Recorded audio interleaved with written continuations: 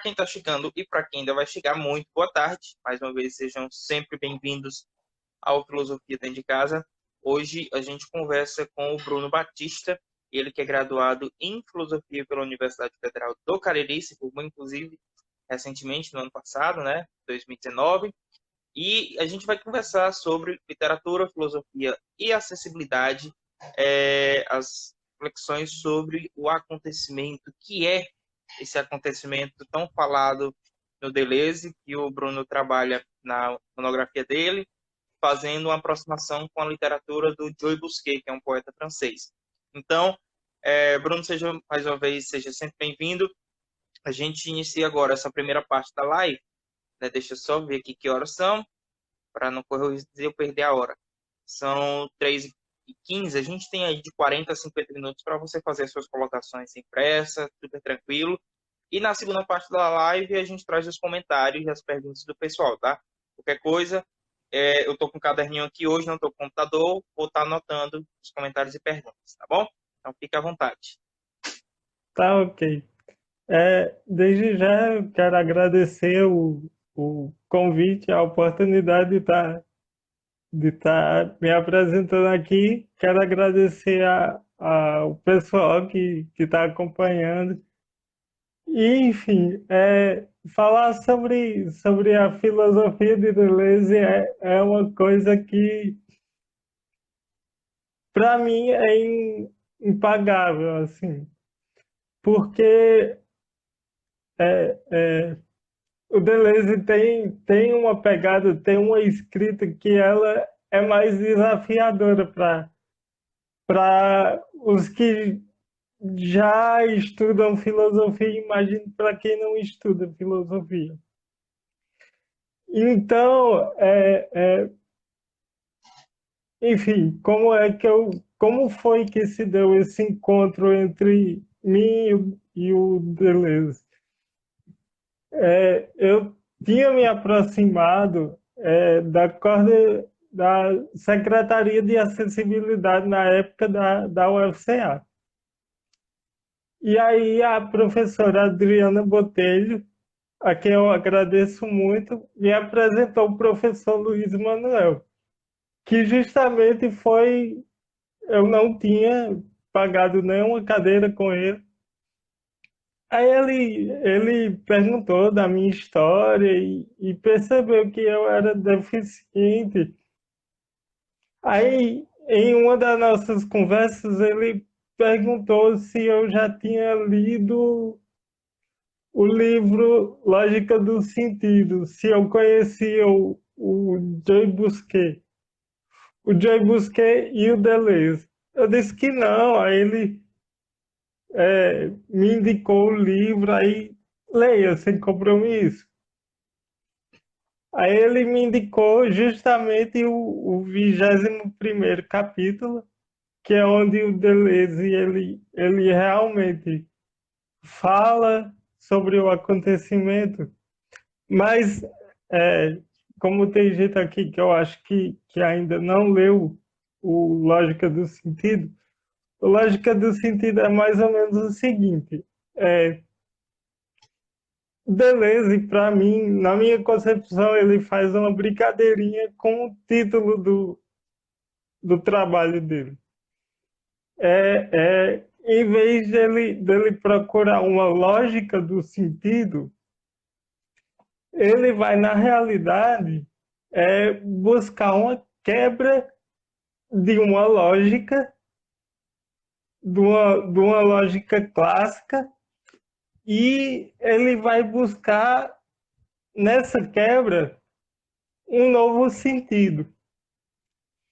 Então, aqui no começo desse texto, ele vai trabalhar o Lewis Carroll e a filosofia estoica.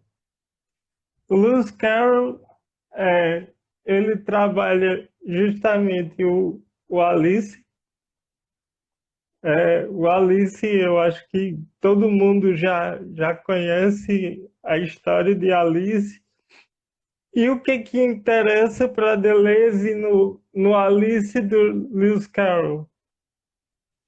É como é que ele constitui um texto que é constituído de palavras, de, de, de frases, enfim. Mas só que quando Alice passa, cai no buraco, para ela se abre um mundo que, é, dentro da literatura de Lewis Carroll, existe algum sentido ali. Mas sabe que para Alice, aquilo ali é estranho. Então, não existe a lógica para Alice, mas o mundo das maravilhas, ele apresenta um certo sentido de ser. Então, é justamente na simbologia de Lewis Carroll que o Deleuze ele começa a quebrar essa lógica e a tentar mostrar esse sentido. E aí, quando a gente avança no Lógica dos Sentidos, a gente vai vendo isso e ao chegar no capítulo 21º, a gente vai se deparar com o que ele chama de acontecimento. Porque, para ele, a quebra da lógica, ela não se dá de forma aleatória, ao acaso. Não. A quebra dessa lógica se dá a partir de alguma coisa. E que coisa é essa? Para Deleuze, ele vai dizer, é o acontecimento.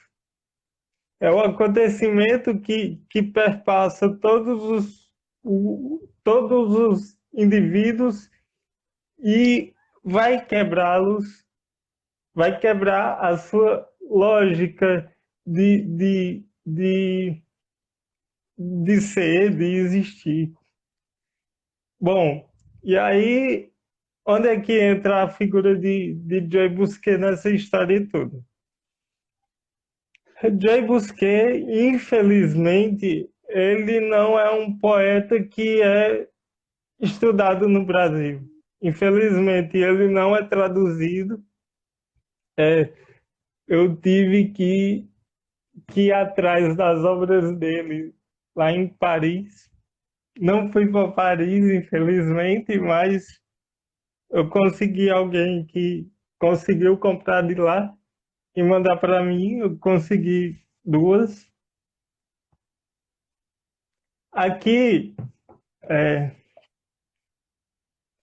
no Líder da Lua, ele faz mais ou menos uma autobiografia, mas ele aí usa um alter ego, mas é basicamente ele falando da vida dele, e é justamente como é que o acontecimento afeta a vida dele, e como é que ele se torna um poeta. Esse livro aqui é muito bom. Foi muito importante para minha monografia. Aqui é um pouco da literatura dele, O País das Armas Enferrujadas. Eu acho interessante esse livro, porque na situação que a gente vive hoje, e eu poderia até dizer que estamos na situação de um país de armas enferrujadas, não armas de infantaria, como o Jay Busquet foi, mas um país de armas políticas enferrujadas. Enfim, Bruno, deixa eu voltar para. Oi. deixa eu aproveitar e fazer um. É porque me veio essa curiosidade agora, eu não quero deixar ela final, não. No caso, a tua pesquisa ela tomou como base a obra do Joy Busquet e tu teve que ler e estudá-la em francês. Sim, sim. Isso Aí quer é dizer uma. que tu lê francês, então. calma, vamos com calma. Assim, ler francês eu diria que é um exagero. Eu acho que eu me esforço bem no francês, assim, e dá para desenrolar. E sobre isso, eu quero agradecer imensamente ao professor Luiz Manuel, que teve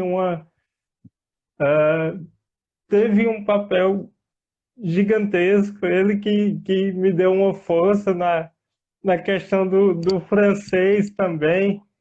E, enfim, aí eu consegui, assim, só para ilustrar, eu consegui essa biografia do Joy Busquet. Essa foi a senhorita Edith que fez, eu não vou pronunciar aqui o sobrenome dela, porque aí meu francês falado é horrível. Enfim, e é só para ilustrar, essa parte é só para ilustrar as dificuldades de uma pesquisa. Porque para muita gente que estuda Deleuze, graças a Deus, temos muitos deleuzianos no Brasil, mas para muitos deles, o Joy Busquet é só uma notinha que o Deleuze ilustra ali no Lógica dos Sentidos e pronto. Aí, mas, assim, o 21º capítulo, ele me pegou assim, de um jeito que eu me identifiquei. Não pela questão só de Joy Busquet ter se tornado um paraplégico aos 19 anos, mas pela questão dele conseguir, a partir desse acontecimento, porque ela era sargento de infantaria e ele foi servir a França na Primeira Guerra. Então ele foi atingido na coluna e ficou paraplégico. E esse é o grande acontecimento que o Deleuze usa para poder preencher o seu conceito de acontecimento.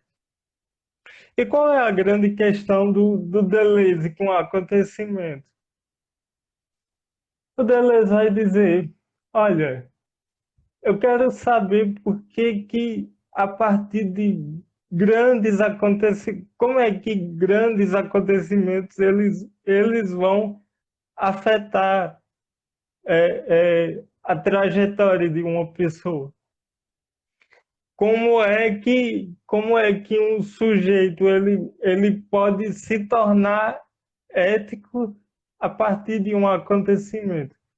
Porque para Deleuze existe uma distinção entre um sujeito moral e o sujeito ético. E ele constitui o sujeito ético a partir da figura de Joy Busquet. Porque, assim, para Deleuze, o sujeito moral é aquele que coloca, que, é, que desequilibra a balança entre corpo e mente. Ou ele valoriza mais os seus desejos, ou ele valoriza mais o seu ego intelectual. Então, isso torna o sujeito moral, segundo Deleuze. E para ele, o que é que constitui um sujeito ético? É aquele que consegue equilibrar a balança. Aquele que dá a devida atenção tanto para seu corpo quanto para sua mente. E na visão do Deleuze, Jay Busquet ele conseguiu muito bem fazer isso. Apesar de, é, apesar de o seu corpo já não ser a mesma coisa de antes. E para Deleuze, antes, é, o Jay Busquet não era um sujeito ético, era um sujeito moral. Porque o Jay Busquet, ele colocava mais, ele dava mais atenção ao seu corpo, apesar de ser um estudioso, mas ele se dedicou mais à sua carreira militar do que à sua carreira intelectual. E a partir da sua ferida, do seu acontecimento, o sargento de infantaria se torna um poeta. E aí, lendo Deleuze, você pode até se perguntar, mas, poxa, cadê o sentido desse negócio? Como é que uma pessoa que vira paraplégica se torna um poeta e ainda vai louvar a sua vida? Vai louvar esse acontecimento? Então, a literatura de Joy Busquet, ela vai se dar em torno dessa nova existência. E essa lógica estranha, e a partir dessa literatura, Joy Busquet, ele vai produzir um novo sentido. Porque, segundo Deleuze, não é o mundo que produz sentido para a gente. É a gente que produz um sentido para nosso mundo, para nossa existência. Então, essa transformação de vida do Joy Busquet é o que embasa o Deleuze a constituir esse conceito de acontecimento. E como a gente sabe, a filosofia do Deleuze é toda baseada em rupturas. Deleuze, ele briga, entre aspas, ele briga com as ciências, ele briga com a psicanálise de Freud, junto com Guattari. Então, ele vai, com a sua filosofia, ele vai fazer uma implosão na filosofia também. Ele vai, ele vai romper com a tradição e ele vai dizer, ó, agora na contemporaneidade não dá para você pensar como a tradição pensava. Não tem como. Se você quer ser original, você tem que produzir um novo sentido. E esse sentido tem que partir de sua própria existência. Não dá mais para a filosofia ser uma filosofia contemplativa. Não tem como mais. A filosofia ela tem que partir da observação do cotidiano, e aí é que você vai produzir uma filosofia prática, se a gente pode dizer isso. Então, quando eu entrei para a filosofia, era justamente esse o meu intuito. Fazer um trabalho uma monografia que minimamente fizesse sentido para minha existência, e que não só isso, que esse trabalho servisse para as outras pessoas se inspirarem de alguma forma e dizer, poxa, a filosofia pode servir para minha vida.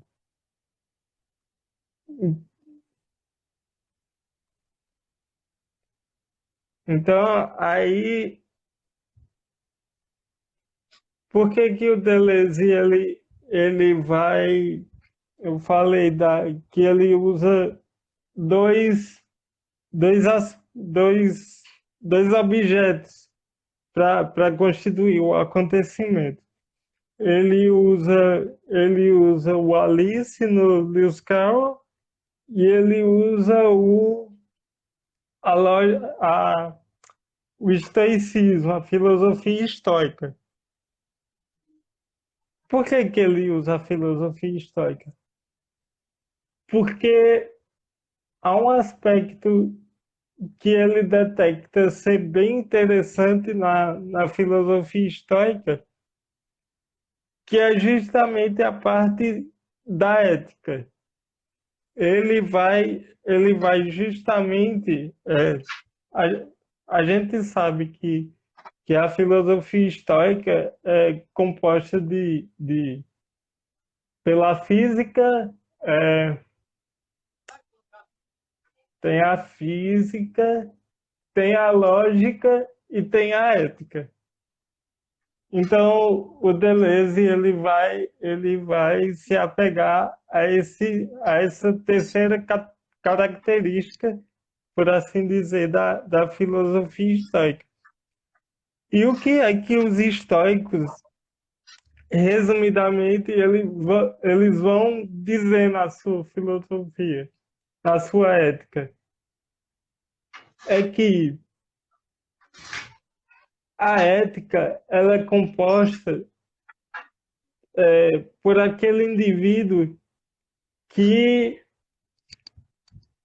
pega o seu destino e constrói ele. Porque os estoicos eles não são adeptos a um determinismo. Eles vão dizer que o destino para os estoicos é uma construção. Você constrói o seu destino.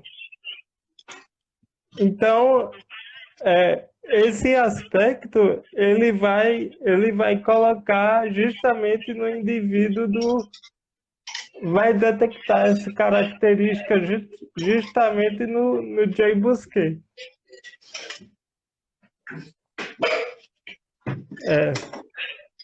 E para ele,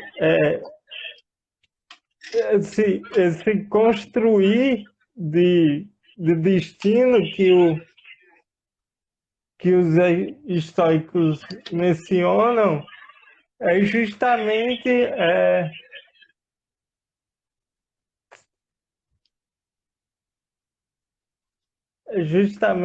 aparecido na literatura do Jay Busquet.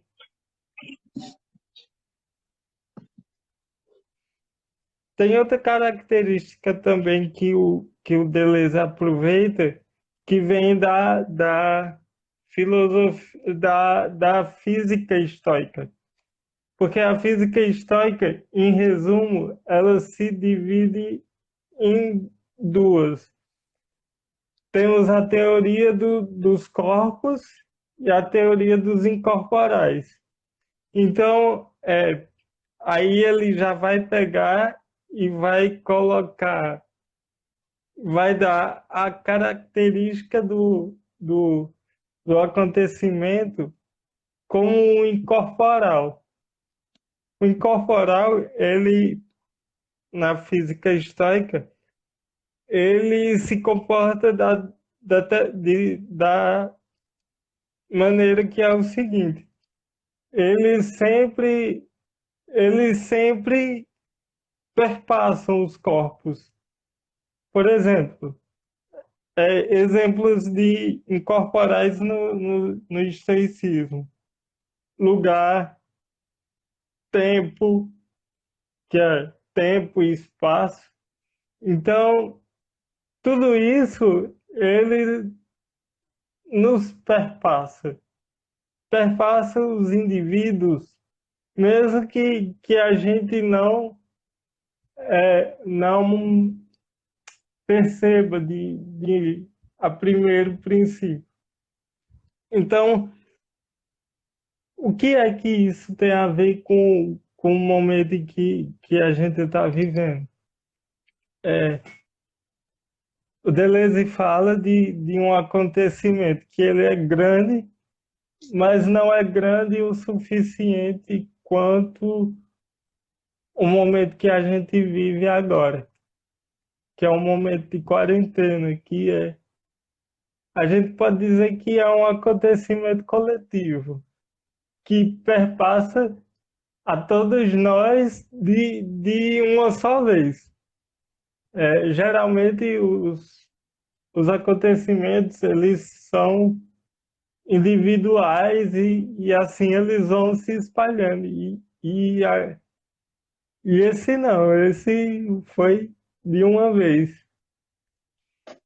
E qual é a relação, o que, que tem a ver quarentena com Deleuze, com Jay Busquet?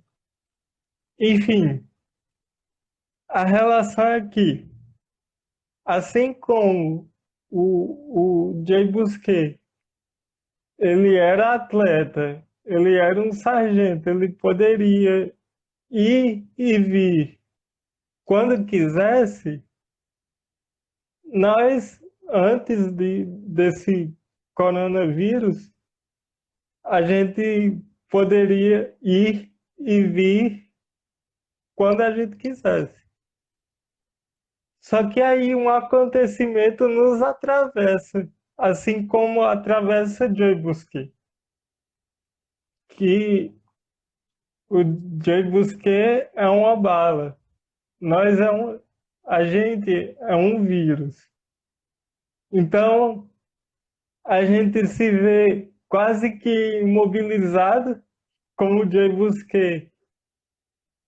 E aí a reflexão que eu fazia sempre quando eu via geralmente as lives, eu faço muita pergunta na live, eu ficava perguntando,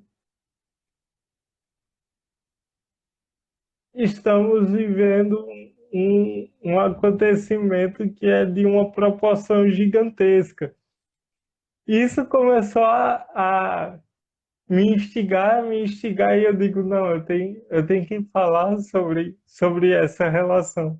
Ou eu estou muito louco, ou então eu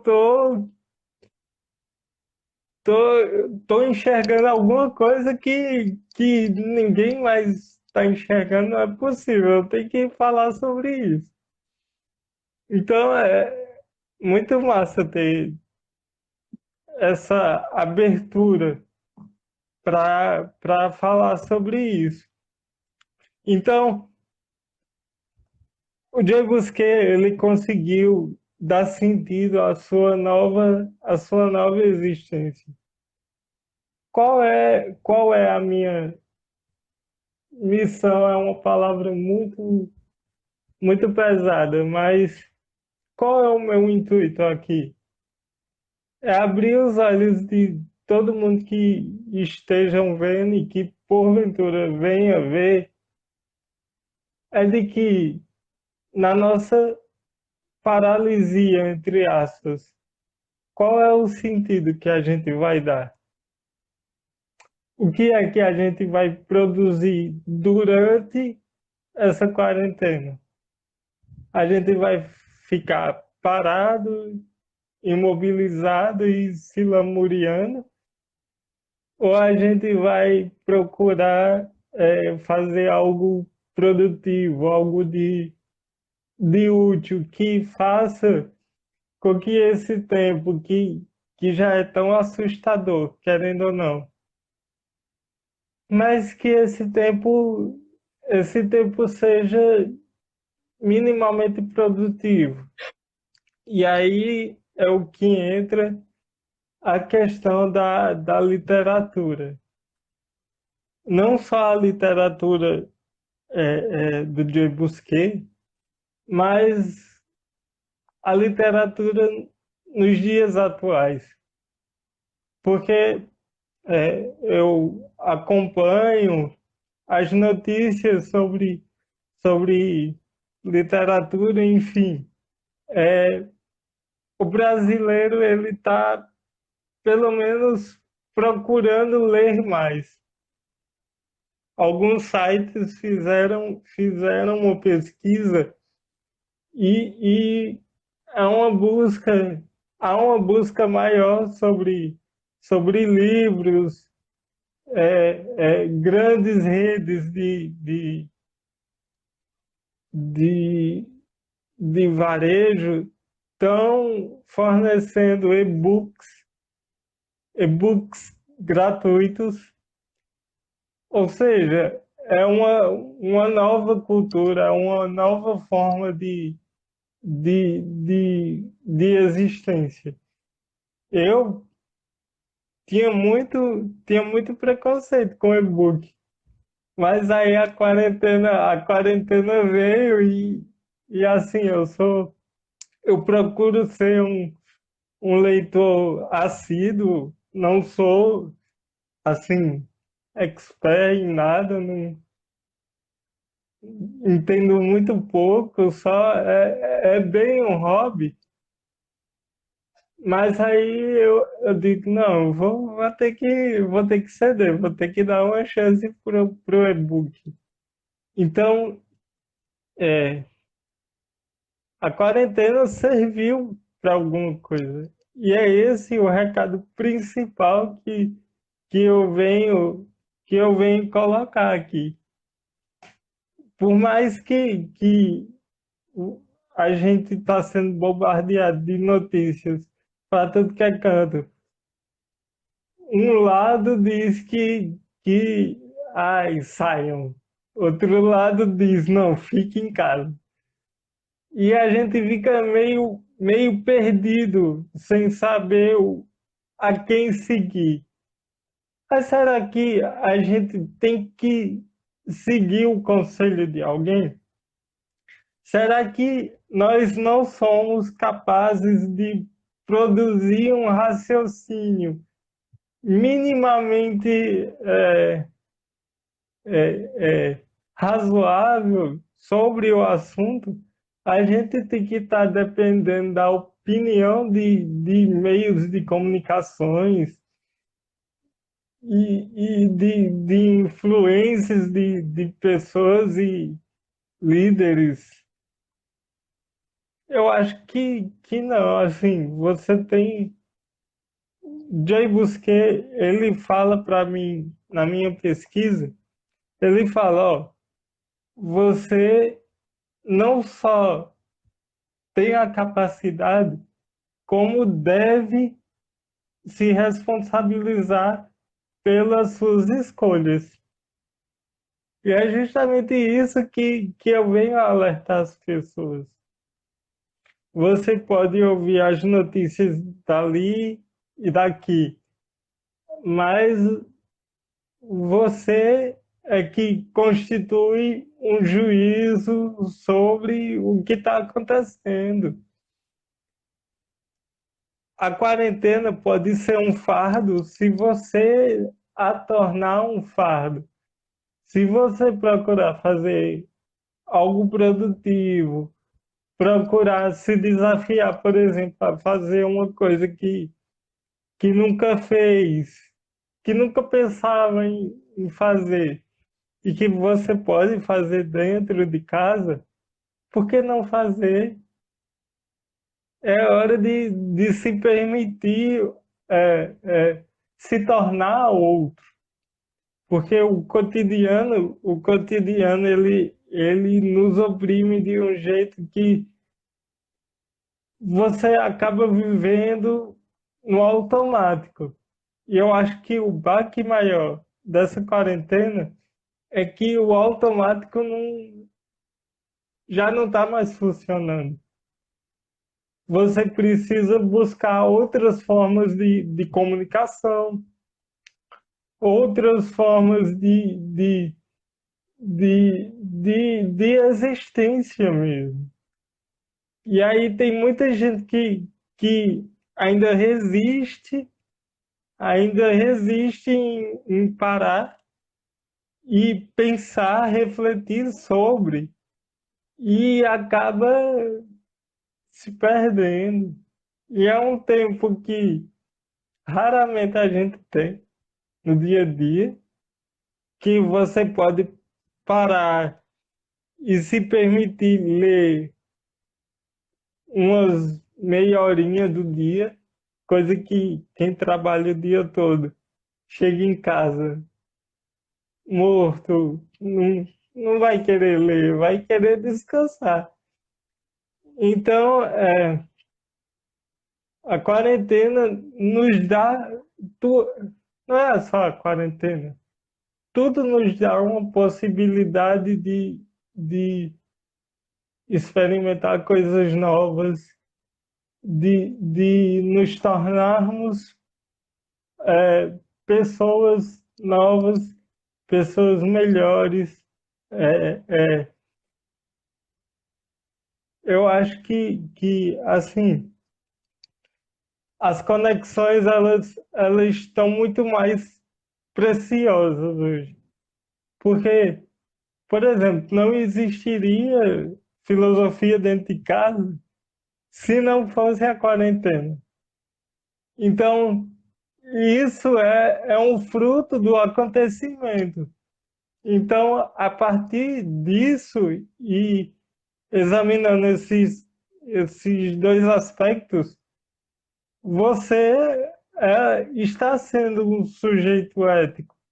Você não parou no acontecimento e ficou, e agora? Meus projetos, as minhas ideias, e agora como é que eu vou fazer? Não vai ter como realizar. Não, você foi. Não, vou fazer lives, vou fazer uma semana de filosofia em rede, uma coisa que quem era que ia pensar em uma coisa do tipo se não fosse essa quarentena. Então, eu acho assim que ela vai dar frutos, vai dar bons frutos, porque pessoas estão descobrindo coisas novas, novos jeitos de fazer as coisas. Eu me desafiei. Eu sou um sujeito que sou bem tímido, assim, para falar e para expor minhas opiniões. Mas aí, nessa quarentena, eu me desafiei. Abri um blog sobre literatura, que era algo que eu amo, assim. E aí minha namorada disse, por que não ir além? Aí eu fiz o Instagram e agora eu tô com um canal no YouTube, ou seja, é uma nova forma de comunicação. Eu acho que a vontade de fazer as coisas é o que impulsiona. E quando a gente se vê preso, quando diz assim, não pode fazer, aí é que dá mais vontade de fazer. Então, quando eu me vi, poxa, eu não vou ter com quem encontrar. Já não tinha muito com quem falar sobre literatura, porque infelizmente o brasileiro não lê muito. Então já tinha uma escassez. Mas aí com a quarentena, eu dentro de casa direto, aí eu sempre fico escrevendo alguma coisa. Aí, aí minha namorada perguntou, e por que tu não publica? Deixa o povo ver. E aí eu fiquei meio reticente, mas aí eu me deixei levar e vamos ver no que é que dá. Tem que Aí, deixar. por falar nisso, o meu blog é o Mais Um Capítulo, é, o Instagram mais um capítulo e YouTube também mais um capítulo. Vamos ver aí o que que dá. Pronto, eu já tinha, inclusive, dado uma olhadinha ontem, né? Porque você compartilhou o link do primeiro capítulo no Facebook. E aí ontem eu fui assistir o primeiro capítulo que é de apresentação. E eu, inclusive, tinha anotado aqui já para fazer essa observação, né? Para a gente divulgar o blog que faz um capítulo do Bruno Batista, que é um blog literário, onde a gente tem, eu posso chamar de reflexões acerca de diversas obras literárias. Eu vi lá que tem o Cortiço do Álvares de Azevedo, né? Aham. É, foi uma das obras um das partes do blog que eu li, né? Além de outras obras. A Lied está dizendo aqui, tá bem blogueirinho, né? Todo, todo mundo vai deixar de virar, não é entre aspas, né? Vai deixar de ser filósofo para virar blogueiro agora. É porque assim, não é questão de virar blogueiro, é questão de que a gente que estuda filosofia, quando a gente não tem com quem falar sobre, a gente começa a ficar doido, a gente começa a escrever, mas aí a gente, não, isso aqui não é o suficiente. Aí a gente começa aí no meu caso, eu fiz um blog, aí fiz um Instagram, aí começa. E é assim, eu acho que a gente não ensina só dentro de uma sala de aula. Eu acho que a gente ensina se colocando a cara a tapa. Então, eu tô achando isso uma experiência assim, que o Bruno pré-quarentena não cogitaria de jeito nenhum, mas o Bruno em quarentena tá todo vapor aí. E a gente espera que continue pós-quarentena também, né? O Franzé está dizendo aqui que ninguém acessa o blog dele. Quem quiser conhecer, tem o Filosofrans também, que está aí na ativa. Ah, Se eu não me engano, o blog do Franzé tem bem uns 10 anos ou mais, né? Ele estava até compartilhou esses Fra- dias. A primeira postagem dele tem bem uns 10 anos. eu paguei umas cadeiras com o Franzé, ele nunca falou sobre. Ele Franzé, é do tipo, ele é Fra- Franzé, você tem que fazer um curso de marketing digital, rapaz. Aí o povo vai começar a ler seu blog. tá dizendo aqui que já é outro. Vou esperar ele divulgar para eu falar aqui qual é. A Marcela Ben está colocando aqui que é um blogueiro intelectual. Pronto. O blog dele é pensar.blogspot.com. Ah, aí, ó. É, deixa- Eu acho que é assim. É, vai querer encerrar agora? não, se você já tiver encerrado as colocações, tem algumas perguntinhas aqui que a galera deixou e eu salvei aqui. Se você achar Não, que a gente já pode ir para as que perguntas. é porque eu queria só dizer assim que o blog ele não é só de literatura sobre literatura, porque eu não estudei letras nem nada. Eu acho que a proposta do blog é você ver a literatura por os olhos de um estudante de filosofia. Porque ali, se você for ler os meus textos, vai ter muito, muito filosofar, vamos dizer assim, em cima dos livros que eu trato. Enfim, são poucas publicações ainda, mas eu tô com essa pegada de fazer essa salada de filosofia e literatura para ver se a filosofia fica mais atrativa e a literatura fica mais atraente também para o povo começar a sentir vontade de ler. Massa, massa, bacana.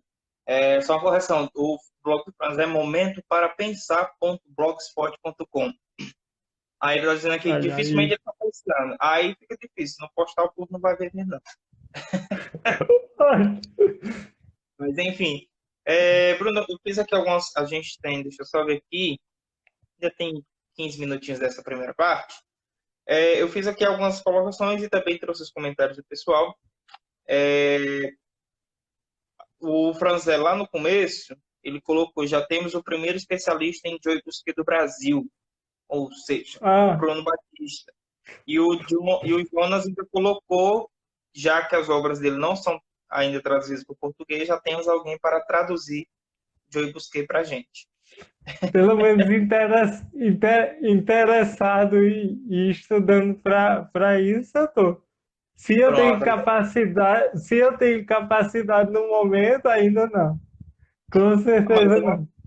é uma habilidade que a gente vai adquirindo, né? A gente vai construindo e em breve, quem sabe, Bruno Batista, tradutor de Joy Busquet no Brasil.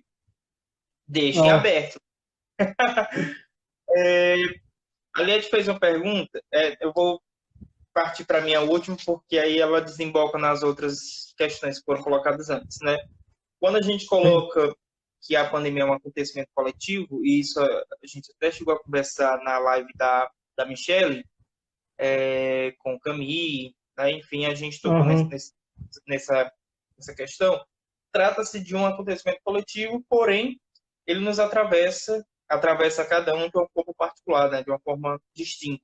Então, nós sim. temos esse acontecimento coletivo, mas que quer queira, quer não, se torna um acontecimento único quando me atravessa, Uhum, que não é o mesmo, não é a mesma forma quando atravessa o Bruno, que sim. não é a mesma forma quando atravessa o Franzé, enfim, acaba sendo um acontecimento que se revela, que se expressa de formas distintas, né?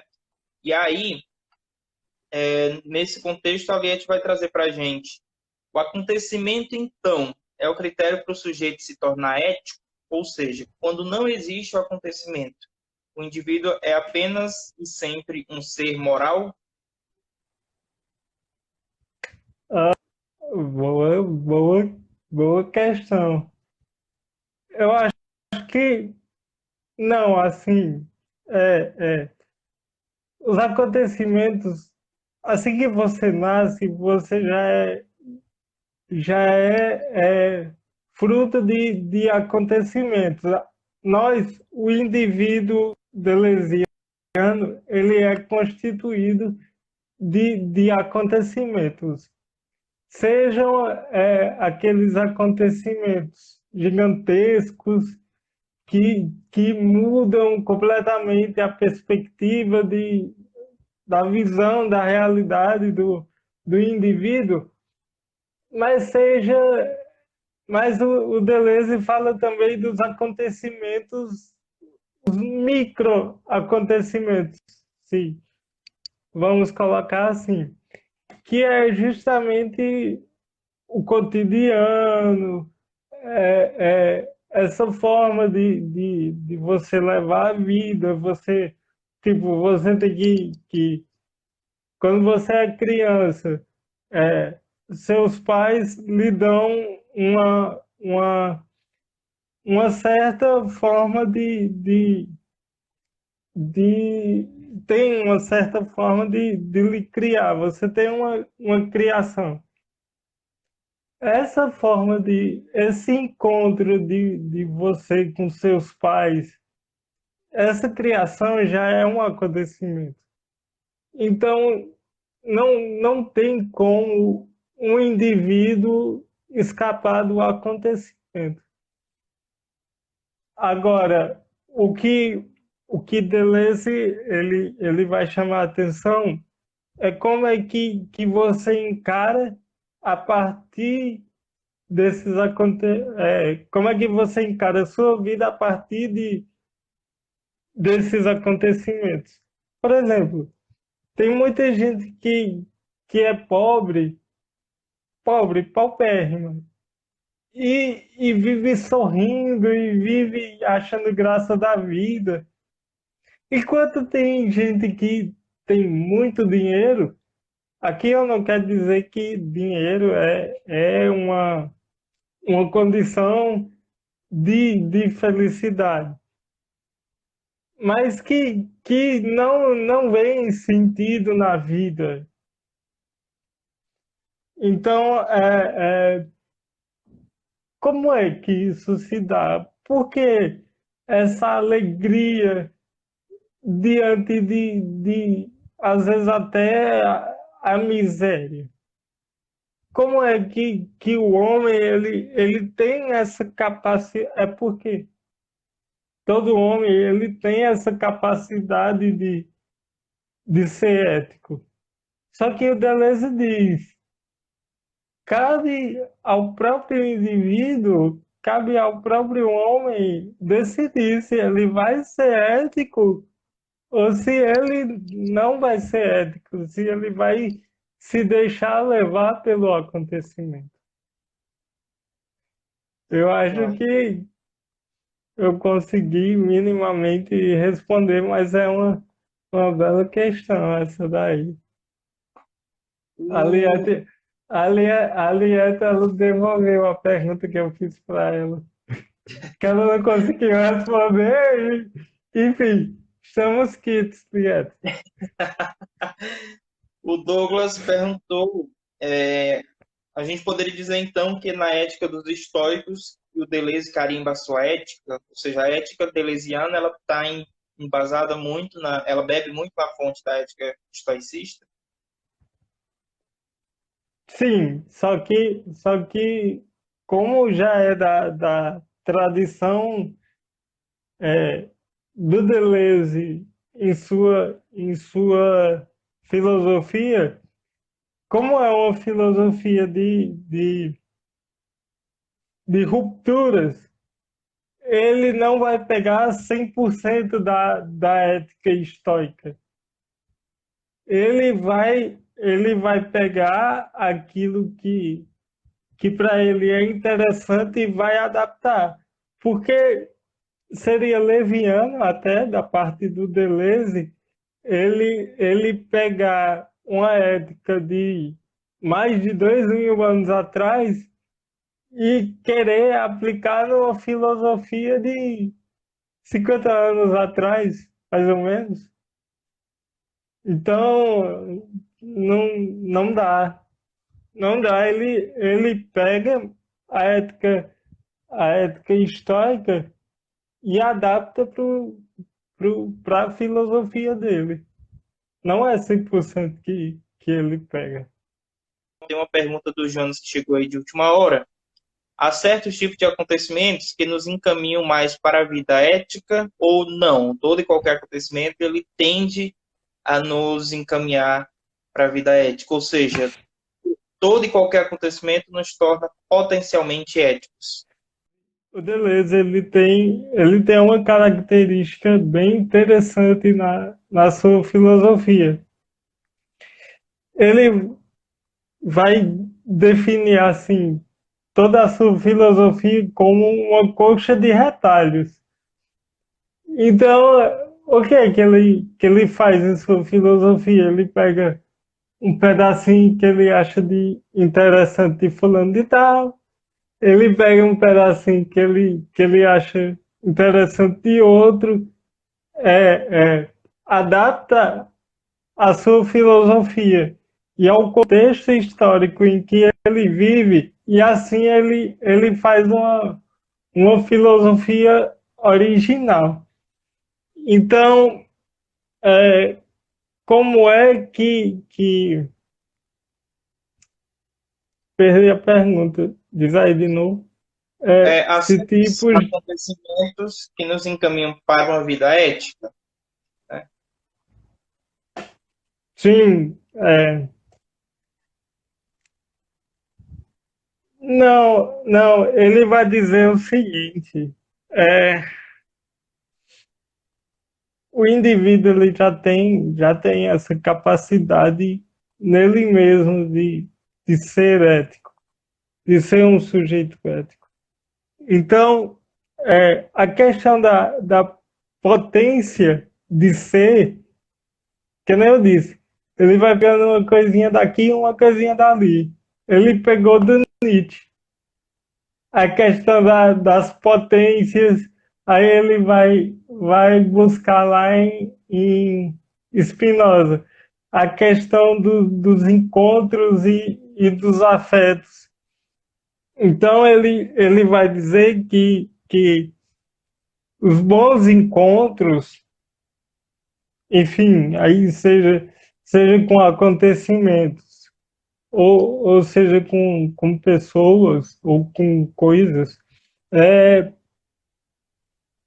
se você encara como um bom encontro, então isso vai elevar a sua potência, vai te tornar mais alegre, vai te tornar uma pessoa melhor, por assim dizer.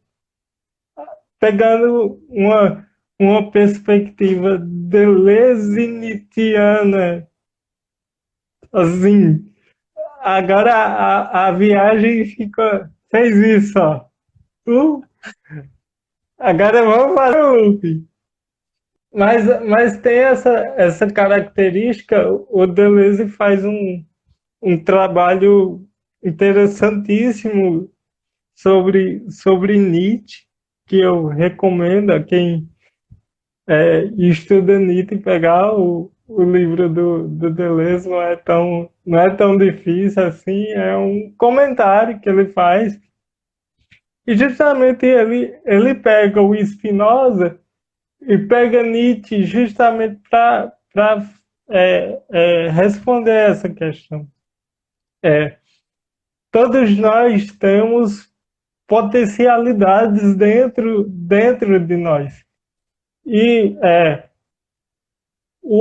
então, assim, o acontecimento ele vai servir como um catalisador de potências, vamos dizer assim. É, ou ele vai elevar a sua potência, vai te deixar mais alegre, ou então ele vai te dar uma rasteira e vai, e vai te levar.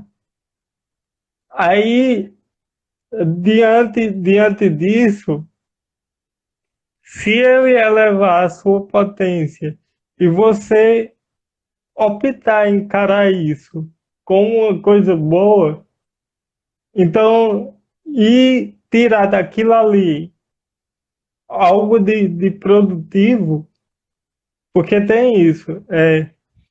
O Deleuze, ele, na sua filosofia, e justamente nesse ponto, a produtividade é uma questão chave para ele.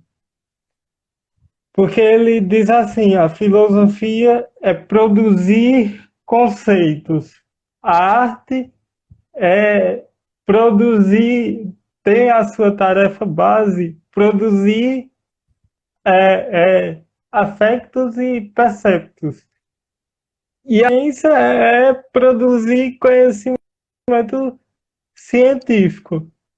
Então ele vai colocar essas três ciências assim, que depois da Revolução Científica, você sabe que a filosofia deu uma decaída.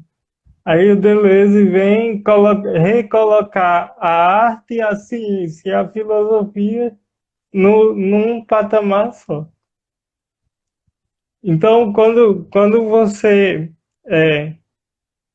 encara um acontecimento como algo bom e produz daquele, daquele encontro algo que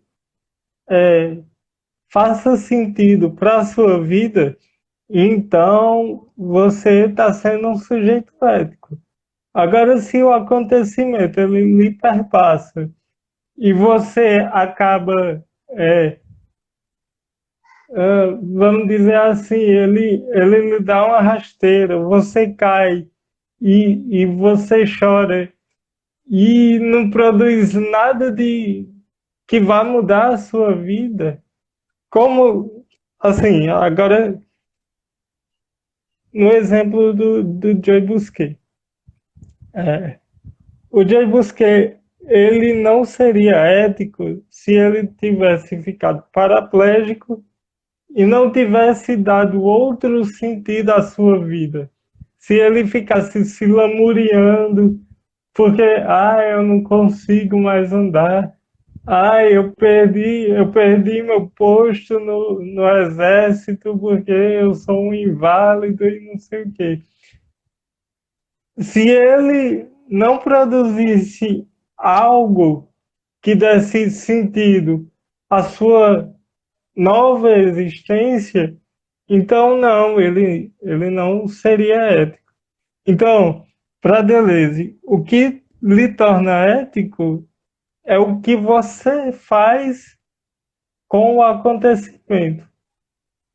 O que é que você produz com aquilo que lhe aconteceu? Por exemplo, não é querendo dizer que eu seja ético, mas é, eu sou filho de um acontecimento. É, e isso por muitas vezes, é, quando eu não tinha tanto entendimento como eu tenho agora, eu ficava me perguntando, poxa, mas por que eu? Por que é assim? Por que essa diferença entre mim e as outras pessoas é tão grande? E aí, quando eu encontro o Deleuze, quando eu encontro a filosofia, a minha, eh, a minha visão diante da minha própria existência, ela muda de tal maneira. Eu digo, aí agora eu me pergunto, para quê? O que é que eu vou produzir? O que é que, num lugar de fala tão diferente que eu tenho, que é de um indivíduo com deficiência, tem para dizer para as outras pessoas que possa ser aproveitado? Então eu não fiquei sentado, como eu já fiz outras vezes, não fiquei sentado me perguntando por quê e tentando buscar o sentido. Não é buscar o sentido, é fazer o sentido, é produzir o sentido. O sentido, ele não aparece a partir do acontecimento. Ele aparece a partir da atitude do indivíduo que passou por esse acontecimento.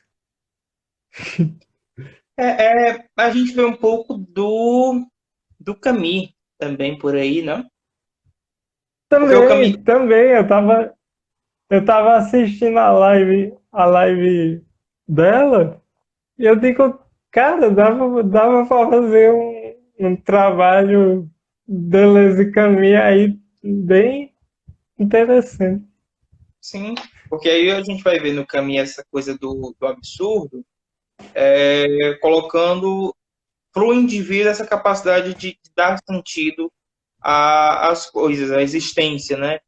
Então a gente parte também muito desse diálogo com Deleuze, do ponto de vista que o acontecimento acaba suscitando isso, né? Então, o sujeito ético seria aquele que, se a gente for fazer essa aproximação com o Camus, o sujeito ético, então, portanto, é aquele que consegue transpor as barreiras do acontecimento e, a partir disso, ressignificar a sua existência. Isso, Já o isso. sujeito moral, ele tende a ficar preso nessa barreira, e aí, de duas uma, ou ele dá vazão mais aos desejos, aos anseios do corpo, né? Aquilo que é próprio do físico, da matéria, do que a gente pode chamar aqui, sei lá, do seu lado animal, né? O mais irracional, sim, irascível, ou então ele vai pender para o outro lado, né? Ele vai ficar na outra parte. Então, transpor essa barreira do acontecimento, ressignificar a existência, seria estabelecer esse equilíbrio e se tornar um indivíduo ético. uhum. Compreende? É justamente isso. Os franceses, eles têm uma atração, eu não sei o que é, com a questão existencial, que eu fiquei encantado. Assim, quando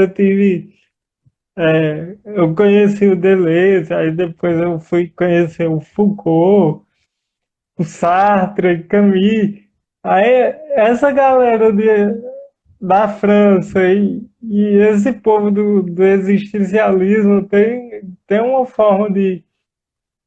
Eles sempre veem a vida de uma perspectiva ou outra.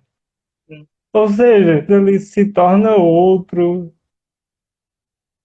É quando uma chavinha ela vira a sua cabeça. Isso aí vai estar em todos basicamente, todos os franceses pensadores, você encontra essa característica. Enfim, no momento atual, o que eu percebo assim, somos um bando de Alices que caiu num buraco e estamos caindo até agora. A gente não sabe onde é que vai parar, se vai doer muito quando chegar, mas enfim. Como diria o Deleuze, vamos resistir, porque filosofia, arte e ciências estão aí unicamente como forma de resistência. E é assim. Partindo do Deleuze, de toda essa filosofia, de toda essa conversa, que nós possamos resistir para reexistir. Né? A gente precisa, Exatamente. depois de tudo, eu não sei se a gente precisa esperar para depois de tudo isso. Né? Eu acho que esse é o momento Não, para a gente já começar a ressignificar toda essa existência, começar a perceber que alguma coisa já vinha dando errado faz tempo, né? E que sim, voltar para onde a gente estava não é o melhor a se fazer depois que isso passar. Né? Na verdade, a gente precisa ressignificar, repensar a existência humana, repensar nossa relação com a natureza e com o mundo numa perspectiva geral. Enfim, a gente vai se encaminhando para o nosso final. E aí, antes de eu dar os avisos, eu vou passar para ti, para tu fazer as tuas considerações finais. assim, não tem como você passar por um acontecimento e sair o mesmo. Não tem como. Ou você é mudança. Não, beleza, ele não classifica como melhor ou como pior, mas você sempre muda. Que nem era que tu dizia. Você nunca vai tomar banho no mesmo rio. As águas são outras, você também é um sujeito outro. Então, só quero agradecer a todos que tiveram paciência e agradecer o convite, agradecer ao Luiz, ao Franzé também, e em especial minha, a minha antiga coordenadora de acessibilidade, a Adriana Botelho. Se ela chegar a ver isso, eu quero que ela saiba que ela quem proporcionou esses encontros desde do meu encontro com o Luiz até os que veio posteriormente, foi a partir dela. Ótimo. Mandar aí um super abraço para a Adriana, para o Luiz e para todo mundo que faz o curso de filosofia da UFCA e que faz a UFCA como um todo, né? Inclusive, saudades. Saudade. Depois que a gente termina, Mas, galerinha, abraço, Bruno, abração, tudo de bom, se cuide e a gente possa se ver o mais breve possível, tá? tá. Forte abraço. Tchau, tchau. Obrigado. Tchau.